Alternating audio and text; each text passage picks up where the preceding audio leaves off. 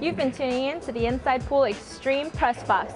Well, this is Inside Pool Extreme Instruction. You're joining me here at the Chalk Off Arena.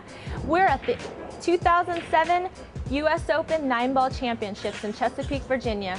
We're your hosts, Sam Diep and Mike Fieldhammer. Hi, I'm Tony Robles, and I'm at the 2007 U.S. Open 9-Ball Championships. And now for the tip of the day. What I'm going to do here is demonstrate how to shoot a proper draw shot. The biggest mistake that most players make is they bring the cue stick back and forward, and they try to hit the cue ball low, but what they don't realize is that as they're coming forward, they drop the back elbow and the tip comes up as it's about to strike the cue ball. It's the biggest mistake I see most people make on a draw shot. So what you want to do is make sure that if you go back at a certain angle, let's say a 3-degree angle, you need to make sure that you go forward at the same exact 3-degree angle as you strike the cue ball. And once you do that, you will hit the cue ball exactly where you intended to, and therefore execute a perfect draw shot. Thanks for joining us. Make sure you check out InsidePoolMag.com for up-to-date tournament coverage, photo galleries, and exclusive podcasts from NYCGrind.com.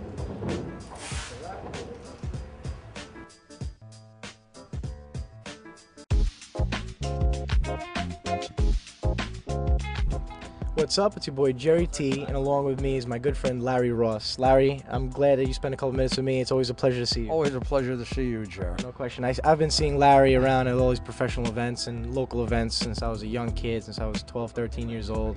And Larry's certainly a fixture of the pool world. What brings you back, tournament after tournament, event after event? I'm always with my man Parika all the time.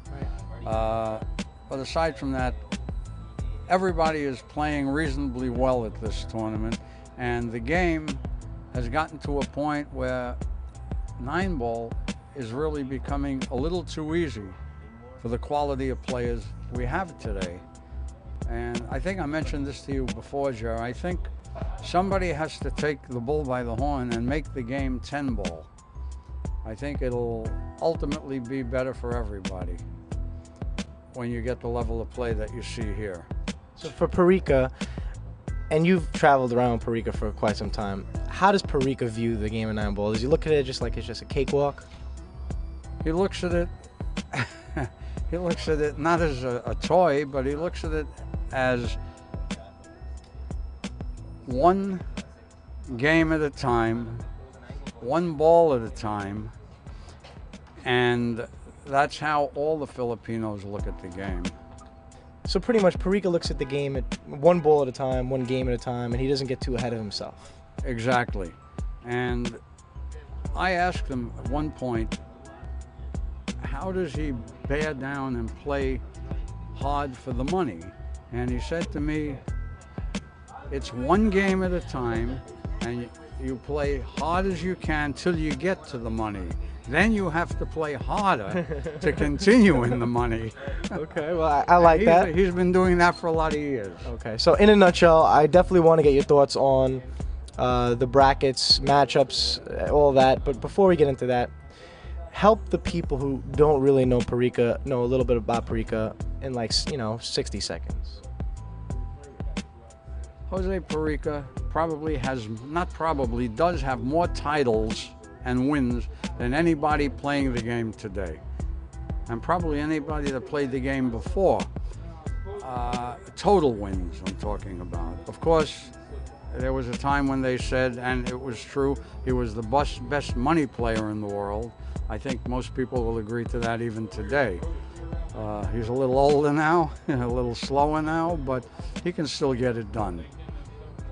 And he happens to be one of the nicest people you ever want to be around. He can still get it done, ladies and gentlemen. He can still get it done, no question about that. Right. And hopefully he maybe get it done here. So how's he doing so far? He's still on the winner's bracket. He's on the winner's side, and that brings us to this evening. At 7 p.m. he'll be playing Bustamante, which he doesn't have too bad a record against. He'll be playing, and then in the other games you have Corteza playing Kiamco, which is going to be a good match.